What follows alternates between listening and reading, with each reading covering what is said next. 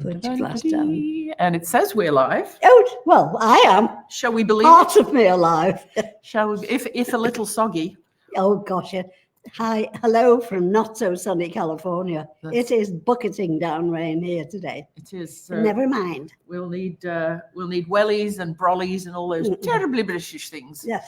So we are very excited today to. Can you see us upstairs there, Martz? Yeah, are we live? you're on. Good. Okay. We're very excited to have our guest. She's been on before, but it's a good few years ago now, pre-pandemic-y stuff. This lady is, I mean, I'd say she's who I want to be when I grow up, but she's only a couple of years older than me. But she truly is astonishing. She's done it all and is just gorgeous as ever. And without further ado, I will add Miss Pamela Des Barres. Come on down. And Hi. Hi, darling. Good morning. How are you? Good morning. Oh, you are two of my favorite people in the world, so I'm very happy. Likewise. Yeah. Great. We should form a mutual admiration society. Yes. Oh, Have yeah. an award show and a red carpet. And We could be honorary lesbians, couldn't we? And I yes, already am. look how you match. You guys always kind of doll up together, which is really makes a wonderful appearance. I think the woman at the checkout at Ross Dress for Less thinks I have multiple personality disorder because I always buy two of everything. Funny. Yes, she's just. I'm like, I could tell you, but I'd have to kill you. So we've got folks on. Hello, Joanne. Hello, Sammy from Atlanta. Hello, Sue from all over the place. So I don't even know where to begin with Miss Pamela Miller, first of all. Yes. Oh, yes. Originally. Yeah, My wonderful ex-husband gave me that beautiful new name that I love, Des Barres. It's so beautiful. It's so French. I know, ever so posh, isn't this? It Yes. sounds like the thing you would hang on to at a 5-star ballet class, doesn't it? Oh, yes, it does.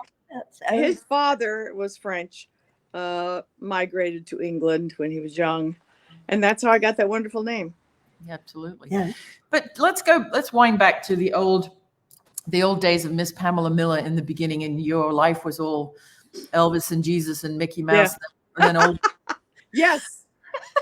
When we hear that No. stuff, who was it? It was Tom Petty that used to sing, "She's a good girl, loves God and Elvis." Yes, I always think of you. I always think of you. Well, yes. of course, he says Reseda too. Yes, Yeah. that's right. Yeah. So I really believe he read I'm with the band at that time, because that's right when that book came out and then that song came out. Yeah. And I met him once and I was not a big fan or anything. But I Right. remember my boyfriend at the time saying, "Wow, Tom Petty's very nervous around you." And I really think he'd read it. And, Yeah, maybe so. Yeah. and just wrote that little couplet about me and Elvis and my mom. And, Yeah. you know, Yeah.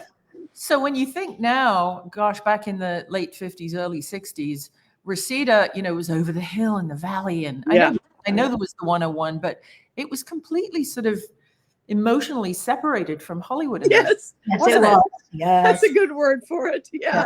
It was like being, in the Midwest, and over the hill was Oz. That's what I Literally discovered. over the hill, yeah. Yeah. So I first went to the teen fair to see a friend of mine went to my high school, Victor Hayden, later became the Mascara Snake in Beefheart's band because they were related. They were cousins. And when I was still in high school, he took me to see Captain Beefheart and his magic band, which was astonishing. Yeah. Willy Wonka of rock and roll, right? Oh, yeah. Oh, yes. So still underrated, but incredibly influential, especially in Britain. Yes. They love him. They love him there. But yes, I met him at 16. So it was he told me I was a gas. He looked me up and down and said, "You're a gas." Love that. And I didn't know what it meant or anything. It was sort of a bebop jazz, term. Yes. And I just wanted to live up to that. So I started shifting my reality right then and there when I met him. Wow. Amazing. It's incredible, isn't it? That sometimes he probably would never remember saying that to you. I'm sure he Right. remembers you, but there's some little things that just never change. Looking back, it was a pivotal moment. Yes. It was like when I was certain 4. people. Yeah, when I was 4 and Angie was about to marry Jim McCartney, and Paul wanted to come up and check her out and check me out. and they got me Angie and I were staying in the guest room at Rembrandt, and she brought me downstairs. I was like, what is going on? And sat me in Paul's lap, and I just had my kidney removed, and I had a couple hundred stitches, and I was eager to show him my scar.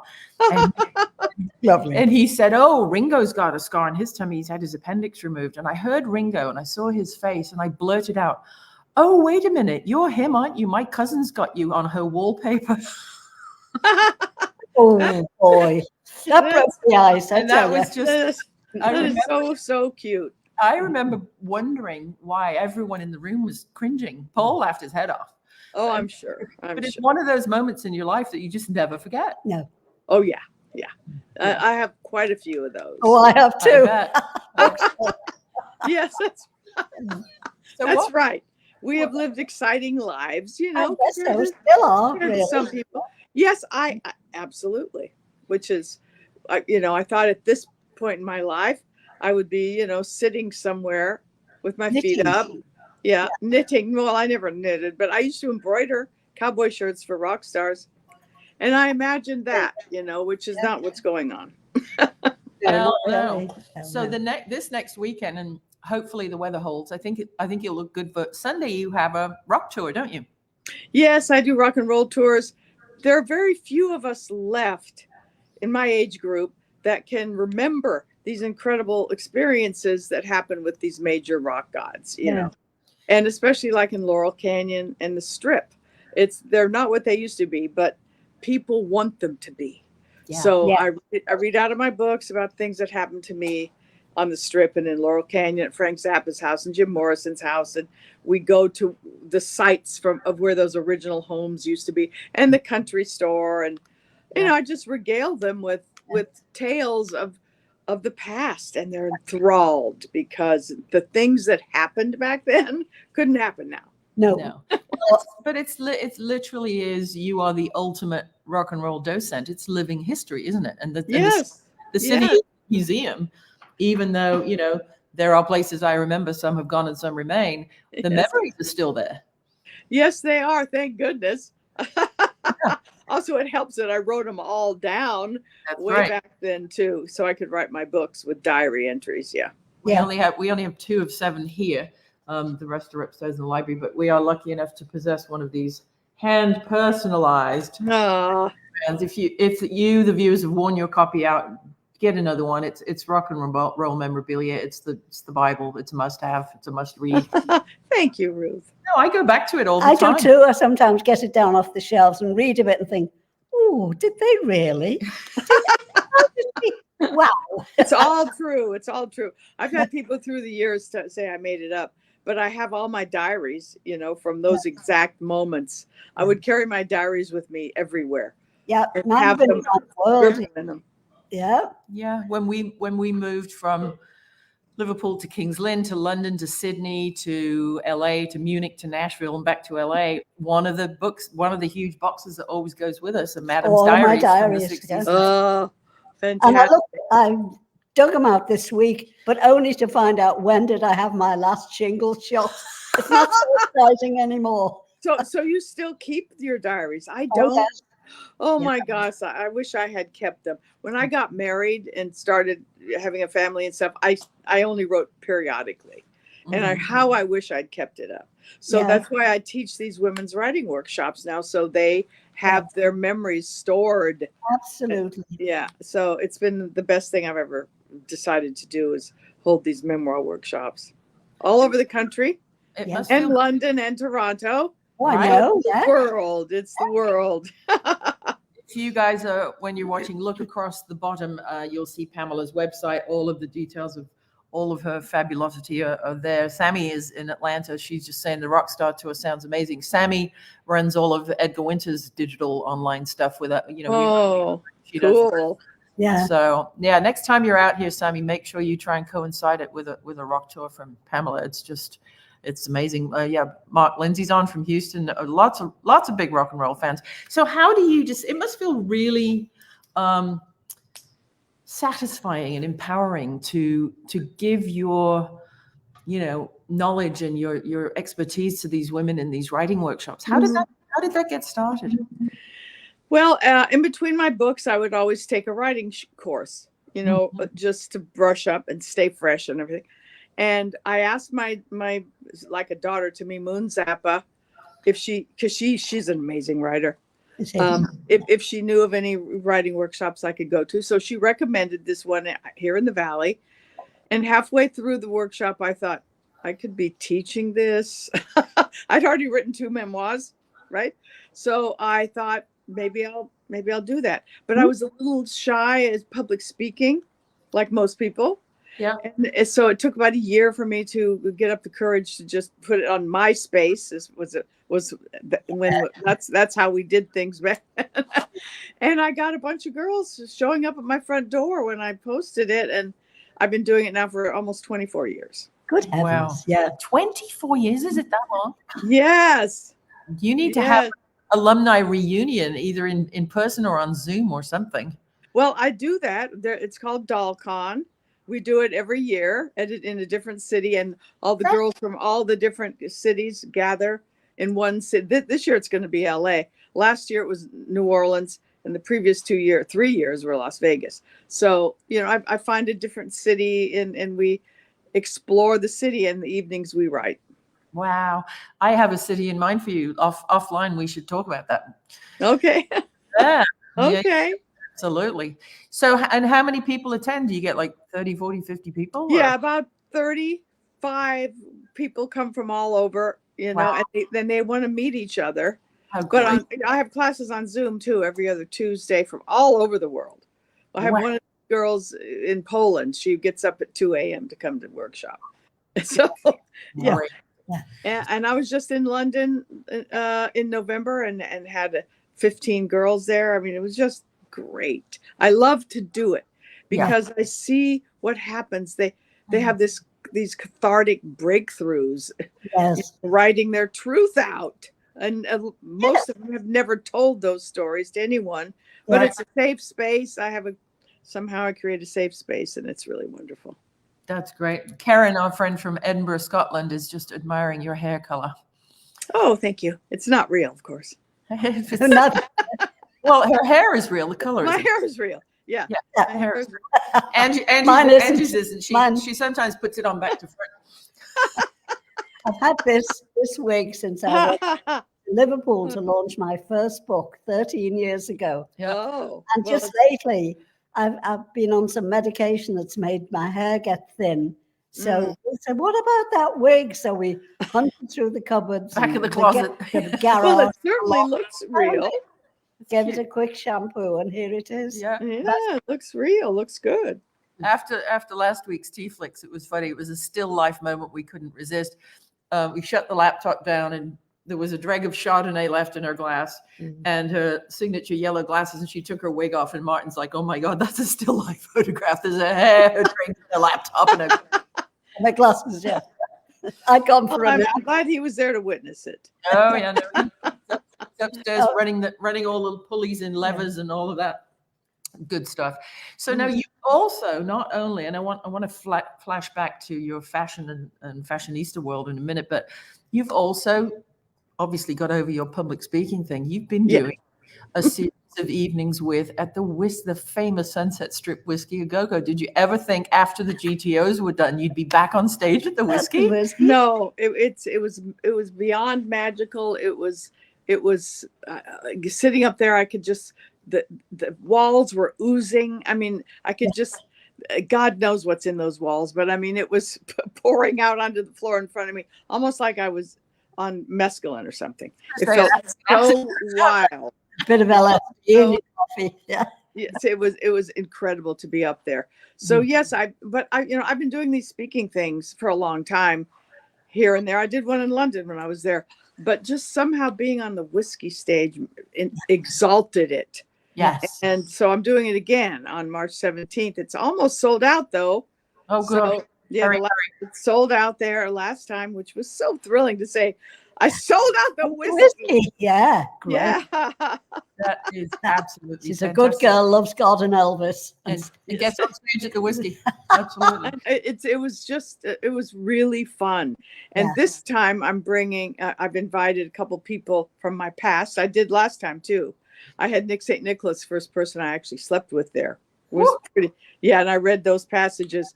And this time I have my very first high school boyfriend, Bobby Martini, coming in from Vegas, where he lives now. And I'm going to read about, my very first sexual scramblings.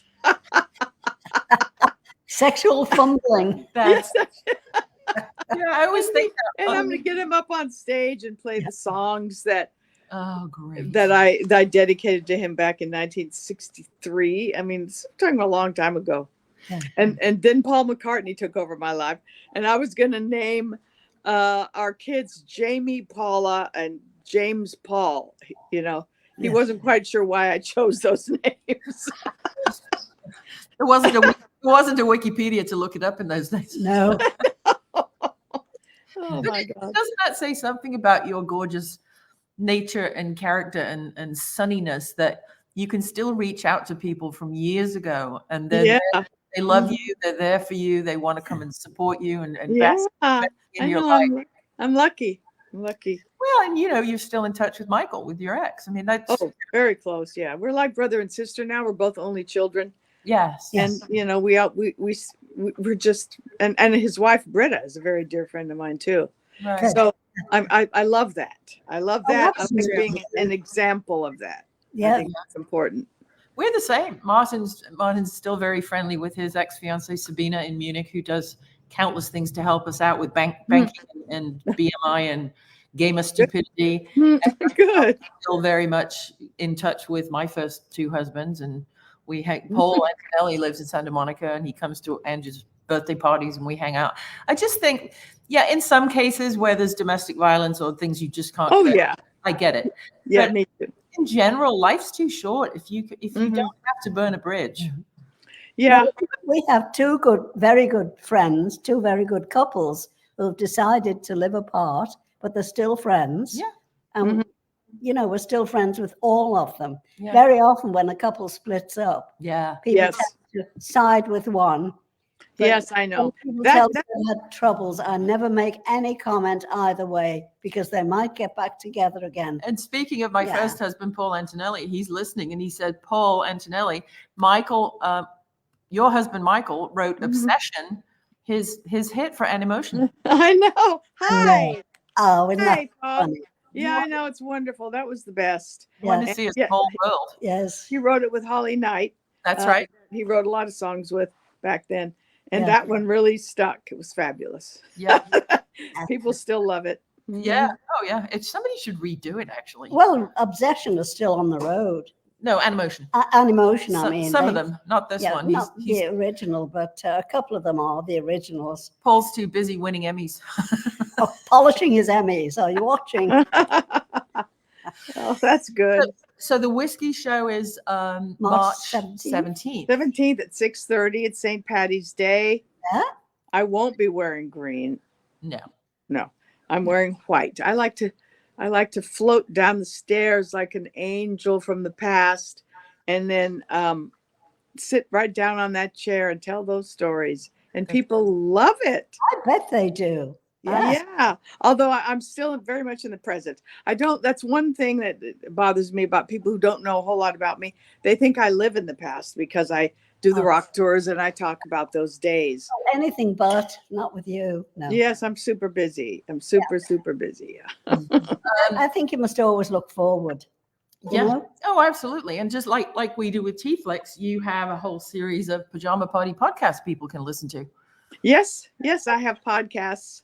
Pamela Des Barres Pajama Party. And I try to get people here actually on my couch in their pajamas.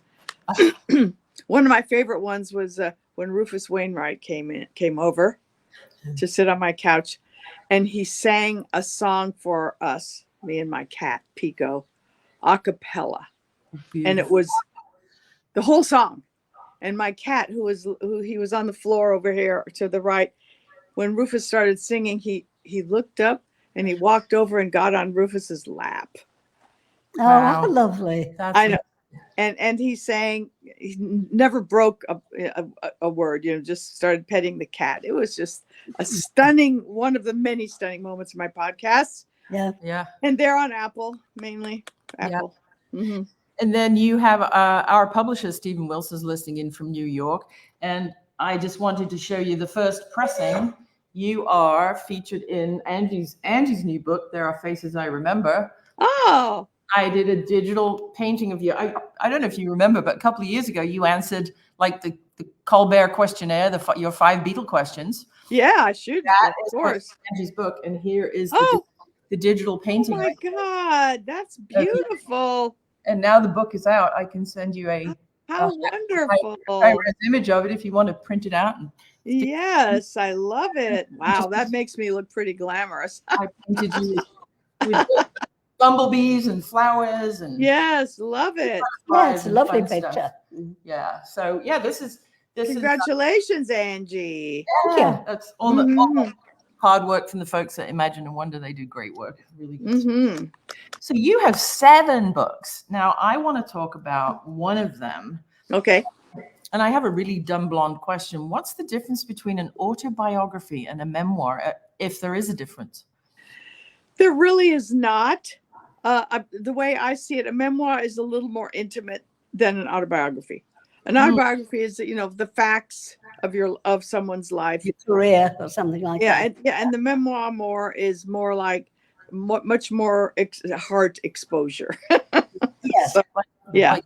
So it's more of a peek into the diary rather than a look at the schedule. Yeah. Yes. That's how I look at it. Yeah. Because obviously this is fascinating for anybody who Joanne Grubbs is just saying writer's workshop sounds great, but before you do that, you absolutely must read this one. How long does it take you to sort of reach into your heart and write a book like this? This is my books usually take about 1.5 years for me to write because I'm so busy doing other things to make ends meet. Yeah. And I hear you. so I'm still doing a lot of that. Right. But I do workshops based on that book. So I do short-term workshops and ones that just go on and on and on. I have girls that have been coming in my LA workshop for 14 years. Wow. So it gets addictive. And the girls become best friends and magical things happen in these workshops.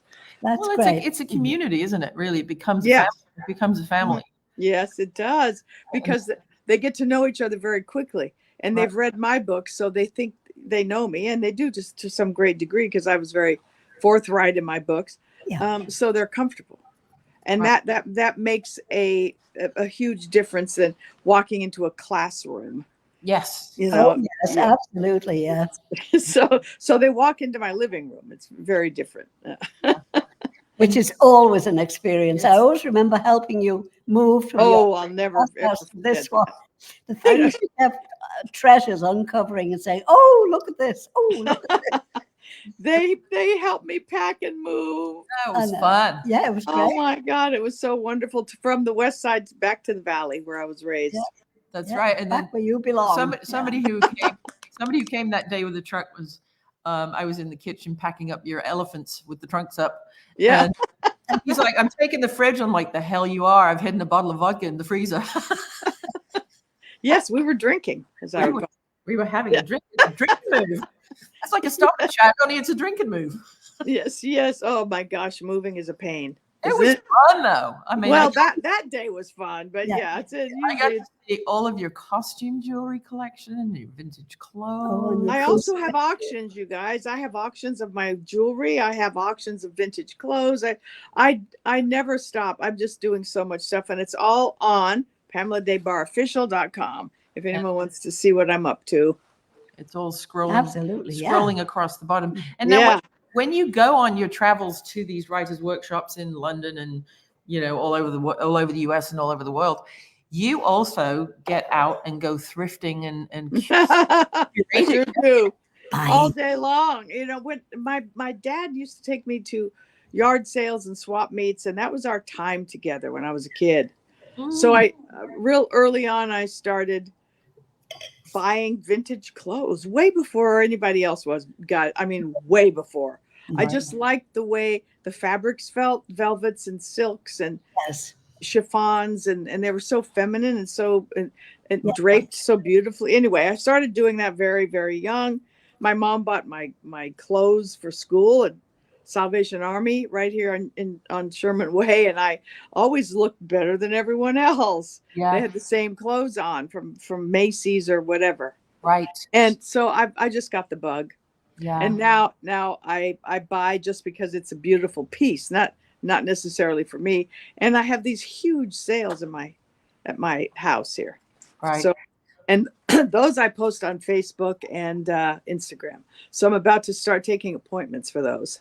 Yeah. Weekend after next, I'm doing another one.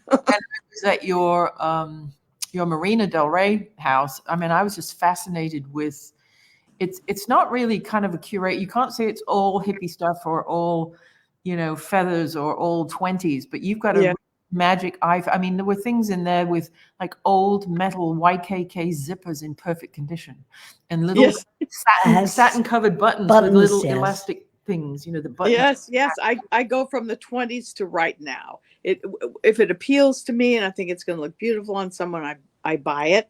Yeah. And then so it is curated by me, and some of them are mine. I'll go through my closet and say, I haven't worn that in a year, and I take it out and put it on the rack. Yeah. No, I've got several racks of clothes that I drag out for these sales. Yeah. It's exhausting.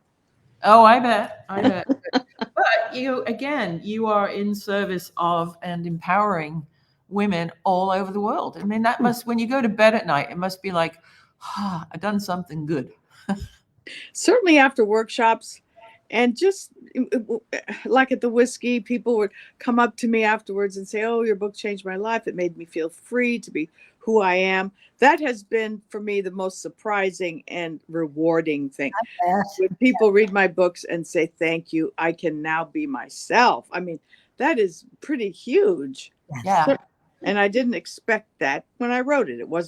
That wasn't on my mind, I just wanted to tell my story, and that's what happened.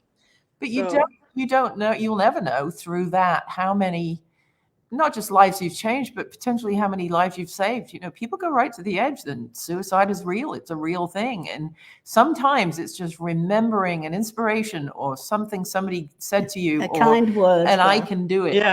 Or a book you've read. Yeah. Yeah. It's just, it's angel wing stuff, and I love you for it. Oh, thank you. Thank you for having me. I know our time's almost up. No, that's just totally. We can yak as long as you want, but I know you have a workshop class today. But so obviously, what's next is Rock Tour this Sunday, and then getting ready for the whiskey on the 17th of March. Yes, I have a different. We rehearse. Yeah. Because there are passages I need to read. I read my passages and then I just wing it. Wherever those passages take me, I remember something and go, oh yeah, this happened too. And so, I never quite know where I'm going to go with it. And my ex-husband, Michael, comes down to, the last song is by his band Silverhead. And then he comes down the stairs and he interviews me. Great. And then he takes questions from the audience. So it's really fun. I bet. Oh, I bet. Yeah. No kidding. What is one of the crazier stories? And I'm thinking an English drummer there we go. prancing around in red velvet. What's one of the craziest stories in your life without giving away? You couldn't possibly give away your whole life in. No. It would take us 10 weeks. No. Well, Keith Moon, probably, like you were just mentioning, was probably the wildest person I was involved with. However, he was incredibly generous and incredibly kind-hearted, surprisingly, maybe for people. But I was able to soothe him. Somehow my energy could soothe him because he would just go off on crazy tangents. Nowadays, he would be called bipolar, of course. And there was no medication for that then, because you never knew how far high up or how low he would go. But he had a lot of fun too. And he encouraged fun in a huge way. Sure did. So he would dress up when he would first get to town, we'd go to Western costume. Yeah. So he could dress himself up how he wanted to appear in all the places he was going, or just in private. I mean, one night he wanted to dress in different costumes for our night together. And one of the costumes was a preacher's robe kind of thing. And we took it from there. And then a little later, he tried to squeeze his feet into my leopard print high heels. Yeah. And he managed to get in there pretty well. So it was very unpredictable. Yeah. Yes. So you had to be ready for anything when he would come to town. The story I heard, and I don't know if you were there, if you know it's true, that he was spending some time at the Century Plaza and wearing a crown and a cape and insisting that he was Lord so-and-so, and everybody called him my lord. That was my story. Was it? Okay. Yeah. You can say that. Wow. Yes. He was kicked out of every single place, every hotel in LA. So we thought we would try Century City, but even then he was a little nervous he wouldn't get let in. So we went to Western Costume. He got a red velvet cape with ermine on it and a little crown, and walked in with his roadie Dougal, who I'm still in touch with. And Dougal said, "This is, so-and-so Moon, he's the count of some made up country he made up." And that actually happened. Wow. And we got to stay there for 2 weeks. Oh my. And other stuff happened there too. Yes. Other really interesting stuff. Yeah. It's a lot of photos. One of my dear friends at the time, Rayanne Rubenstein, she was just starting to take photos, and she became a very famous photographer. Right. But anyway, she followed us around one of those days. There's a lot of great pictures from that stay at wow, where all the presidents stayed. Yes, of course. Yes. Absolutely. Century Plaza. Karen from Edinburgh saying he read somewhere that Mooney once stripped naked and put himself in the center of a buffet. I've seen those photos. That's what he would do. Yeah. He would do these things, and people marveled at him. But beneath that, I always said tears of a clown, because he had a very, very sad side to himself as well. Yeah. But I was able to soothe him when we were together. Nice. And, when I met Michael, though, I was seeing him and Waylon Jennings at the same time. Oh boy. Girl. Talk about steak and tofu. No, people might think they were very similar. Okay, very similar people. Really? But Waylon was, when I told him I was engaged, he was very gallant, and he kissed me on the forehead. We'd had some wild times, but he was very gallant about it. But Keith Moon was not happy about it. Not happy about it at all. He didn't want to be friends or anything afterwards, and that really hurt me. But that same night, before I told him this, I was about to meet my final Beatle. Well, I hadn't met Paul yet. I was about to meet my third Beatle, and he took me to a session with Harry Nilsson and Ringo, who I'd met and spent time with on the set of 200 Motels. He played Frank Zappa in that movie. Right. Oh, that's wild. Anyway, John Lennon was leaning in a doorway, and I was like, oh my God, there he is. Unfortunately, this was his Kotex on the head phase. Oh dear. And when Keith introduced us, he was proud to, it was a big deal, right? And he said, "This is Pamela, this is John, Pamela." And John Lennon looked me up and down, still leaning in the doorway, and said, "Pamela, John, Pamela, Pamela, John, Pamela, Pamela, John, Pamela, Pamela, John, Pamela." It was so rude. Oh. It was so rude. And he did have his moments. Yeah. He was probably on something. Yeah. Yes, I'm sure he was, but I don't know what kind of point he was trying to make, but it was embarrassing to me and Keith, and went on and on much longer than I just did that. Oh, wow. Yeah. And did you remember Shep Gordon from back in those days? Oh, of course. He was Alice Cooper's manager. Yeah. But before that, he bought a limo and used to drive people from pillar to post and the troubadour. That's how he got to meet a lot of these rock stars. In fact, you got to go look. There's a documentary called Supermensch about Shep, Yeah. who was just a That's wonderful great, man. yeah. Really good. Yeah. He tells a story about how he was a pot dealer and he moved to Hollywood, and he heard two people. He got one night at the Sunset. It was either the Sunset Marquis or Chateau Marmont, and he went and got some to-go food and sat out by the pool eating it, and he heard what he thought was a woman being strangled or assaulted or raped or something in the bushes, and he interrupts them, and it's Janis Joplin and Jimi Hendrix Together? Yeah. Apparently.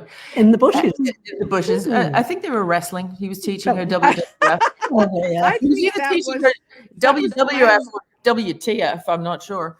that was the Landmark Motel. Oh, was it? That Oh, was at the Landmark because that's where the GTOs lived. And Janis always stayed there, and Hendrix was there a lot visiting. Maybe it was her. We didn't realize that it must have been that was going on. And so he, pulled this guy off, Janis. And she's like, well, what are you doing? Leave him alone. So the next morning, they're all out by the pool with the, Yes, tea or coffee, or whatever. And he went over and apologized. And they said, hey, what are you doing later? We're going to some studio. You want to come hang with us? And he's like, yeah, I just drove out here from the East Coast in this big car. I'll drive you. And Shep I'm paraphrasing, but Shep just was the go-to. Oh, call Shep. He's got a limo. And so he would drive John and May Pang to the Troubadour. And okay. that's Wow. I didn't know that. Wow. He started. Well, I knew him as Alice's manager. Yeah, which Alice was on the same label as Isn't he? GTOs. Yeah. he still is to this day. They've never had a contract. They've only Yeah, I know. It's really wonderful. Yeah. I love stuff like that. That wouldn't happen today. No, That would not happen today, sadly. absolutely not. No. No. Can you imagine? Do you imagine Taylor Swift's photocopying bill? No, All the paperwork. no, I saw I don't saw want. a great meme on Instagram this morning. I don't watch football, but this Taylor Swift sounds like he's really fast. Oh God, the world has gone crazy. Yeah. It's amazing. Yeah. Karen's asking, did you ever meet Mama Cass? Yes, I did. She used to have amazing parties at her house, and I actually show that house on my rock tour now. Oh. But I was with Don Johnson. He was my boyfriend at the time, and he was very close with Mama Cass. She loved pretty boys. Yeah. So we would go up to her parties, at pool parties. Oh, But I didn't know her. I can't say I knew her. No. what a voice. Clear as a bell. Yeah, I know. She had that kind of voice that was kind of somewhere between the kind of voice I love. I don't love all this frilly noise, but Mama Cass had this beautiful, almost between, I want to say, Anne Murray and Karen Carpenter.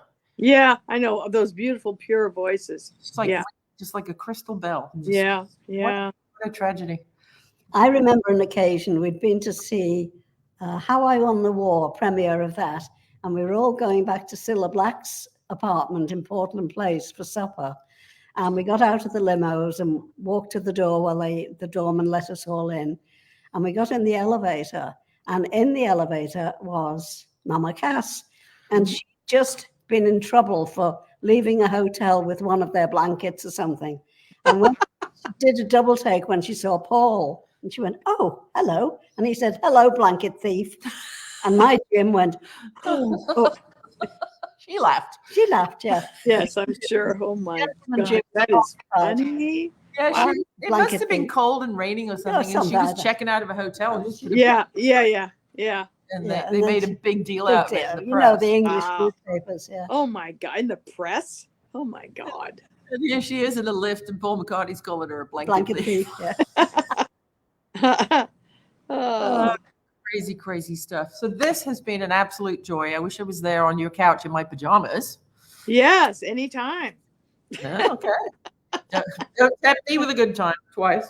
Be careful what you wish for. Absolutely. Debbie Martin saying, Don Johnson, lucky you. Yeah. He was the Lucky. prettiest man ever. Just look up old pictures of him. He Oh, was. I know. He had the most beautiful mouth. Mouths are very important.